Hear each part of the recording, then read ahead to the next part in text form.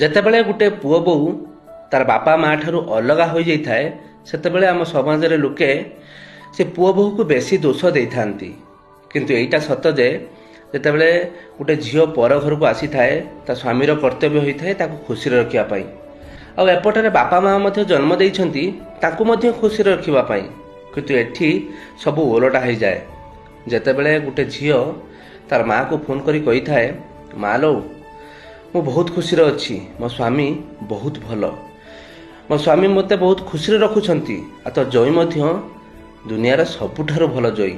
ଏକଥା ଶୁଣି ସେ ଶାଶୁ ଜଣକ ବହୁତ ଖୁସି ହୋଇଯାଆନ୍ତି, ଖୁସିରେ ଫାଟି ପଡ଼ନ୍ତି ମଧ୍ୟ।